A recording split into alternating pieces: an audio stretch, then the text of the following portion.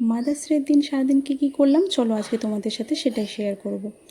তো সকালটা তো শুরু হলো হেলদি ব্রেকফাস্ট দিয়ে, রুটি আর কলা।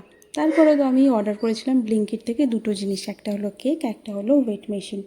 আগের ওয়েট মেশিনটা না আমার খারাপ হয়ে গেছিলো, সেই জন্য আমি ভাবছি যে একটু ওয়েটটা মেনটেন করবো, সেই জন্য আর একটা ওয়েট মেশিন আমি অর্ডার দিয়েছিলাম, আর বেশ ভালো এসেছিলো। আর লাঞ্চে তো ছিল টেস্টি টেস্টি, মা বানিয়েছিল ফ্রাইড রাইস, আর সাথে ছিল চিলি চিকেন।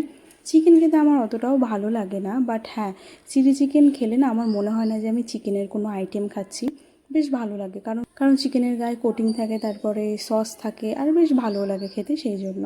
আর এত গরম ছিল না যে হাতে ধরতেও পারছিলাম না। তারপরে সন্ধ্যাবেলা এসেও নাইকা থেকে আমার একটা পার্সেল ছিল, স্ক্যাল্প প্রো থেকে একটা ড্যান্ড্রাফের শ্যাম্পু, কারণ আমার না অয়েলি ড্যান্ড্রাফের একটু সমস্যা আছে। তারপরে ছিল লরিয়ালের একটা সিরাম, আর ছিল এই কাজলটা, অর্গ্যাট্রির কাজল। এই কাজলটা একবার হলেও ট্রাই করে দেখো, খুবই ভালো। তারপরে তো মাকে বললাম যে মিশো থেকে যে নতুন কুর্তিটা এসেছিলো সেই কুর্তিটা পরেই কেকটা কাটো। আর কেকটা না দারুণ ছিল।